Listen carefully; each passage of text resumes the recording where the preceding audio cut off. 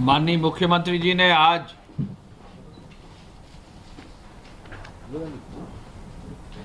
बैठक जो कोविड-11 की टीम 11 की बैठक थी, आज सुबह 10:30 बजे की। सबसे महत्वपूर्ण बिंदु था लॉकडाउन 4 के बाद 1 जून से जो भारत सरकार की कल गाइडलाइंस आई थी, उसके अनुरूप स्टेट गवर्नमेंट की गाइडलाइंस इशू करने का। मुख्यमंत्री जी ने एक एक बिंदु पर चर्चा करके जो अनुमति गाइडलाइंस की दी है वो अब जारी कर दी गई हैं। उसके बारे में मैं गाइडलाइंस के बारे में जो नई गाइडलाइंस जारी हुई हैं और 30 जून तक जारी रहेंगी, उसके बारे में उन्होंने जो आदेश दिए हैं और स्टेट गवर्नमेंट की तरफ से जो जारी किया गया है उस पर मैं आपको ब्रीफ करना चाहूँगा। जैसा आपको सबको विदित है कि 8 जून से जो धार्मिक स्थल हैं और पूजा स्थल हैं उनको खोला जाएगा। होटल, रेस्टोरेंट और अतिथि सत्कार की जो सेवाएं हैं वो भी 8 जून से खुलेंगी और शॉपिंग मॉल्स भी 8 जून से खुलेंगे।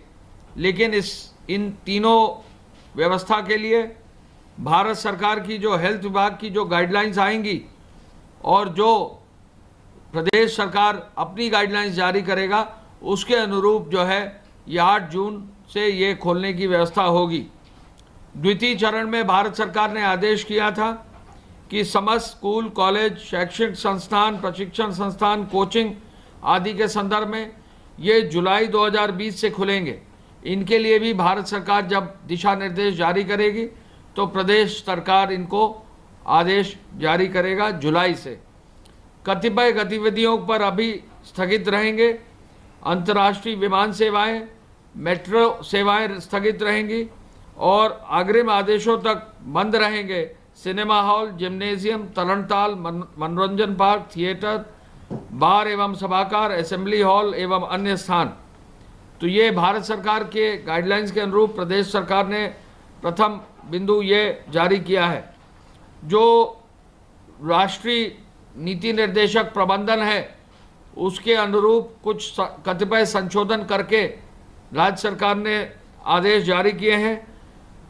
भारत सरकार ने रात्रि निषेधाज्ञा यानी नाइट लॉकडाउन के लिए रात 9 बजे से 5 बजे तक बंदी का आदेश दिया है।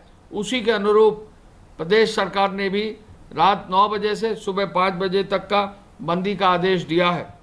कंटेनमेंट जोन के लिए, लॉकडाउन के लिए जो गतिविधियां भारत सरकार ने निर्धारित की हैं, केवल वही गतिविधियां कंटेनमेंट जोन में अनुमति रहेगी। स्वास्थ्य एवं चिकित्सा विभाग की गतिविधियां, डोर टू डोर सर्वे जो कंटेनमेंट जोन में होगा उसकी अनुमति होगी। साथ साथ कंटेनमेंट जोन में आवश्यक वस्तुओं की व्यवस्था करने की अनुमति होगी। साथ साथ कंटेनमेंट जोन में ही सफाई की व्यवस्था करने की अनुमति होगी। इसके अलावा कोई और गतिविधि या किसी और व्यक्ति को कंटेनमेंट जोन में बाहर आने या जाने की अनुमति नहीं होगी। सुरक्षा व्यवस्था भी वहां दी जाएगी। कंटेनमेंट जोन का डेफिनेशन भारत सरकार की गाइडलाइंस के अनुरूप, हेल्थ विभाग के अनुरूप प्रदेश सरकार ने जारी किया है। और कंटेनमेंट जोन की जो गाइडलाइन है, शहरी क्षेत्र में अगर सिंगल केस होगा तो 250 मीटर के रेडियस में जो है कंटेनमेंट जोन डिफाइन किया जाएगा और यदि एक से अधिक केसेस होंगे तो 500 मीटर का रेडियस में डिफाइन किया जाएगा और बफर जोन 250 मीटर का रहेगा। आवासीय बहुमंजिली सोसाइटियों के बारे में जो एनसीआर क्षेत्र में है, विशेष रूप से नोएडा में, गाजियाबाद में, इनके लिए जो है विशेष नीति कंटेनमेंट जोन की अब लागू की गई है। ऐसी बहुमंजिली भवन, टावर सोसाइटी में यदि एक फ्लोर या एक से अधिक संक्रमण अगर केस मिलता है तो ऐसे बहुमंजिले भवन को कंटेनमेंट जोन केवल उसी भवन को किया जाएगा जिसमें कि जो केस निकलता वो आएगा। यदि सोसाइटी में एक से अधिक टावर में केस निकलेंगे तो फिर जो टावर्स में केस निकले हैं उनको तो बंद किया जाएगा, लेकिन कुछ कॉमन एरिया डिफाइन किया जाएगा। अगर उसकी आवश्यकता पड़ेगी तो उनको भी जो है बंदी के क्षेत्र में रखा जाएगा।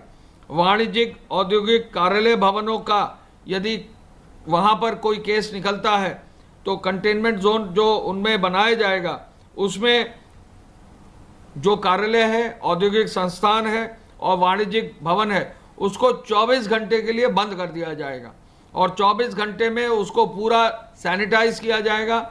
जिलाधिकारी और वहाँ के हेल्थ विभाग के लोगों के माध्यम से उसको पूरा सैनिटाइज किया जाएगा और 24 घंटे बाद फिर ऐसे भवनों को जो है पुनः डिसइंफेक्ट करके पूरा उसकी व्यवस्था सुनिश्चित करके उनको फिर खोला जाएगा। ऐसे भवनों को सैनिटाइज और डिसइंफेक्ट करने का खर्चा और कार्य भवन स्वामी को स्वयं वहन करना पड़ेगा। यदि कोई सक्रिय केस सिंगल फ्लोर में पाया जाता है तो वो केस अगर एक फ्लोर में है तो उसी फ्लोर को जो है केवल सील किया जाएगा, बाकी फ्लोर्स को सील नहीं किया जाएगा। और यदि मल्टीपल फ्लोर्स पर है तो पूरे टावर को सील किया जाएगा। ग्रामीण क्षेत्र में यदि एक केस है तो उस मजरे की आबादी के एरिया को ही सील किया जाएगा और यदि मल्टीपल केस हैं ग्रामीण क्षेत्र में तो जिन जिन मजरों में जहां केस हैं उन मजरों को ही केवल जो है सील किया जाएगा। इसके अलावा राज्य सरकार ने गौतम बुद्ध नगर और गाजियाबाद के एनसीआर क्षेत्र के लिए ये आदेश किए हैं कि एनसीआर क्षेत्र में जो वहाँ के लोक स्वास्थ्य हित की व्यवस्था है उसको सुनिश्चित करने के लिए वहाँ का जिला प्रशासन, वहाँ की पुलिस और वहाँ के हेल्थ डिपार्टमेंट के लोग जो भी अधिकारी जिम्मेदार हैं वो मिलकर पूरी व्यवस्था ऐसी बनाएंगे जिससे एनसीआर क्षेत्र में हमारा जो स्वास्थ्य की व्यवस्था है वो मजबूती से लागू रह सके। यानी नोएडा में, गाजियाबाद में, वहाँ पर जो भी प्रतिबंध लगाने हैं, जो भी व्यवस्था बनानी है, पासेस की व्यवस्था बनानी है, जो भी अन्य कार्रवाई सुनिश्चित करनी है, वो भारत सरकार की गाइडलाइंस को देखते हुए जो प्रतिबंध स्थानीय स्तर पर लगाने हैं वो नोएडा और गाजियाबाद के जिला प्रशासन, वहाँ के वरिष्ठ पुलिस के अधिकारी एवं वहाँ के वरिष्ठ जो है चिकित्सा विभाग के अधिकारी देंगे। ऐसा राज्य सरकार ने, प्रदेश सरकार ने, उत्तर प्रदेश सरकार ने निश्चित किया है। समस्त कार्यालयों के लिए आदेश अब ये है कि 100% अटेंडेंस होगी, लेकिन जो भी कार्यालय हैं उनमें 3 चरण में जो है कार्यालय खुलेंगे, यानी 3 पालियों में कार्यालय खुलेंगे। पहली पाली जो है वो सुबह 9 से 5 बजे की होगी, दूसरी पारी जो है 10 बजे से 6 बजे की होगी और तीसरी पारी जो है 11 बजे से शाम 7 बजे की होगी। यानी सोशल डिस्टेंसिंग फॉलो करके, मास्क का इस्तेमाल करके, सैनिटाइजर्स का इस्तेमाल करके, जहां भी आवश्यकता होगी तो वहां थर्मल स्कैनिंग सुनिश्चित करते हुए कार्यालयों को खोला जा सकेगा, लेकिन 100% अटेंडेंस जो है सरकारी कार्यालयों की सुनिश्चित की जाएगी। सभी प्रकार की औद्योगिक गतिविधियों को अनुमति दी गई है। औद्योगिक गतिविधि चालू करने के लिए औद्योगिक इकाइयों में thermal scanning, sanitization, face mask, face cover और सोशल डिस्टेंसिंग का तो पालन होगा ही होगा, लेकिन उद्योगों को एक छूट ये दी गई है कि रात्रि शिफ्ट जहां उद्योगों की चलाई जाती है तो रात्रि शिफ्ट में वहां सुरक्षित साधन यानी बस आदि की व्यवस्था यदि वहां के स्टाफ के लिए की जाती है तो रात्रि शिफ्ट की भी अनुमति रहेगी। पूरे प्रदेश में दुकानों को खोलने के लिए दुकानदारों को की व्यवस्था ये दी गई है कि वो फेस कवर, मास्क और ग्लव्स का भी इस्तेमाल करें। दुकानदार ग्लव्स का इस्तेमाल करें और साथ साथ सैनिटाइजर की व्यवस्था प्रत्येक दुकान में रहे। और स्थानीय स्तर पर हर जनपद में जिलाधिकारी, जिला प्रशासन को ये आदेश दिया है कि वो वहाँ के व्यापार मंडल के वरिष्ठ लोगों के साथ, वहाँ के सभी जनप्रतिनिधियों के साथ बैठकर हर जिले में कैसे दुकानें खुलेंगी ये व्यवस्था सुनिश्चित करने का निर्देश दिया गया है। बाजार जो भी है, समस्त बाजार वो सुबह 9 बजे से रात्रि 9 बजे तक खुलेंगे, यानी बाजारों को खोलने की व्यवस्था की गई है। और बाजारों में सोशल डिस्टेंसिंग का पालन जरूर हो, इसलिए समय बढ़ा दिया गया है, क्योंकि कम समय अगर बाजार खुलती हैं तो भीड़ ज़्यादा होती है। बाजारों को स्प्रेड किया गया है और सुबह 9 बजे से रात 9 बजे तक मुख्यमंत्री जी ने कहा है कि बाजारों को अब खोल दिया जाए भारत सरकार की गाइडलाइंस के अनुरूप। सुपर मार्केट खोलने का भी निर्देश मुख्यमंत्री जी ने दिया है। यदि कोई सुपर मार्केट है या कोई मार्केट ऐसी है जिसमें कई दुकानें हैं तो उनको जो है खोलने का, सुपर मार्केट सिंगल ब्रांड की अगर सुपर मार्केट है तो उनको खोलने का निर्देश उन्होंने दिया है। उस पर भी सोशल डिस्टेंसिंग, मास्क और ग्लव और सैनिटाइजेशन करने की व्यवस्था है।